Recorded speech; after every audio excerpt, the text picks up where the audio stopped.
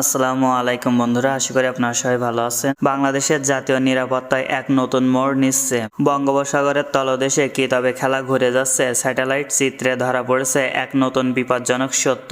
বাংলাদেশের ঠিক নাকের ডগায় চীন এবং উত্তর কোরিয়ার সহায়তায় মিয়ানমার এমন এক সাবমেরিন তৈরি করছে যা পুরো দক্ষিণ এশিয়ার নিরাপত্তার সমীকরণ বদলে দিতে পারে। সাম্প্রতিক প্রকাশিত স্যাটেলাইট ইমেজ এবং আন্তর্জাতিক প্রতিরক্ষা ম্যাগাজিনগুলোর রিপোর্ট থেকে সন্দেহের কোনো অবকাশ নেই। চীন এমন একটি সাবমেরিন চালু করছে যার ডিজাইন গতানুগতিক সাবমেরিনগুলোর চেয়ে সম্পূর্ণ আলাদা এবং এটি অত্যন্ত লো প্রোফাইল। স্যাটেলাইট তথ্য দেখা যায় এই সাবমেরিন প্রকল্পে এবং সংশ্লিষ্ট ডকইয়ার্ড নির্মাণে সরাসরি সহায়তা করছে চীন। সাবমেরিনটি তুলনামূলক ছোট হলেও এটি মূলত অ্যাটাক সাবমেরিন। এর ডিজাইন এবং আকারের কারণে এটি আমাদের নাফ নদীর অগভীর মোহনা বা উপকূলীয় এলাকায় অত্যন্ত গোপনে অভিযান চালাতে সক্ষম। এর নকশা বা নির্মাণের প্রযুক্তিগত সহায়তা দিচ্ছে উত্তর কোরিয়া। বাংলাদেশের মতো একটি বন্ধুভাবাপন্ন দেশের বিরুদ্ধে চীন কেন এমন পদক্ষেপ নিচ্ছে? উত্তর কোরিয়া রাতারাতি মিয়ানমারকে এমন সুবিধা দেয়নি। এর পিছনে রয়েছে চীনের কৌশলগত মদত। বাস্তবতা হলো চীনের কাছে এমন গোয়েন্দা প্রতিবেদন রয়েছে যে বাংলাদেশে অভ্যন্তর দিয়ে মিয়ানমার চীনের জ্বালানি তেলের পাইপলাইন ও বঙ্গোপসাগরের বাণিজ্য পথ তাদের জ্বালানি নিরাপত্তার জন্য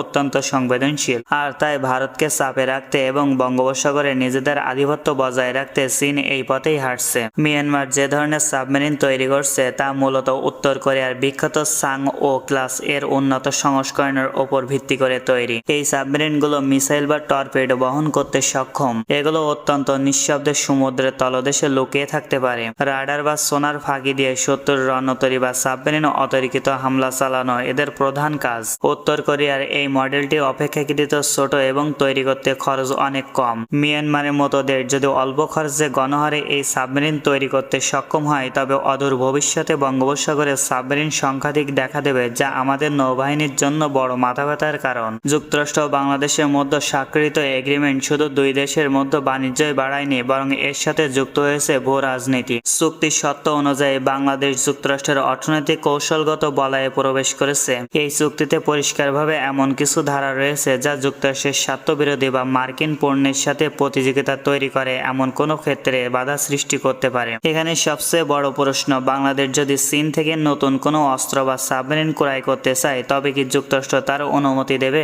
যুক্তরাষ্ট্রের সুস্পষ্ট অনুমতি ছাড়া চীন বা নন মার্কেট অর্থনীতি কোনো দেশ থেকে প্রতিরক্ষা সরঞ্জাম ক্রয় করা বাংলাদেশের জন্য প্রায় অসম্ভব হয়ে পড়বে। অথচ আমাদের নাবিকরা চীনা প্রযুক্তির সাবমেরিন ও যুদ্ধজাহাজ পরিচালনার উপর দীর্ঘদিন ধরে প্রশিক্ষণ নিয়েছে। বর্তমানে আন্তর্জাতিক বাজারে চীন ছাড়া অন্য কোনো দেশ থেকে এত কম খরচ সাবমেরিন বা সামরিক সরঞ্জাম ক্রয় করা অর্থনৈতিকভাবে বাংলাদেশের জন্য কঠিন। বর্তমানে ভূ রাজনীতিতে বাংলাদেশ একটি মহা সংকটের মুখে। একদিকে রয়েছে মিয়ানমারের সাবমেরিন প্রকল্প, অন্যদিকে যুক্তরাষ্ট্রের সাথে করা নতুন চুক্তির বাধ্যবাধকতা। বাংলাদেশ নৌবাহিনীর কাছে বর্তমানে দুইটি চীনা সাবমেরিন রয়েছে যা বঙ্গোপসাগরের গভীর সমুদ্রে ভারসাম্য বজায় রাখার জন্য একসময় যথেষ্ট মনে করা হতো। কিন্তু মিয়ানমার যদি চীন ও উত্তর কোরিয়ার যৌথ কারিগরি সহায়তায় দেশেই একের পর এক সাবমেরিন তৈরি করতে শুরু করে তবে আমাদের নৌবহর সংখ্যায় ও প্রযুক্তিতে পিছিয়ে পড়বে।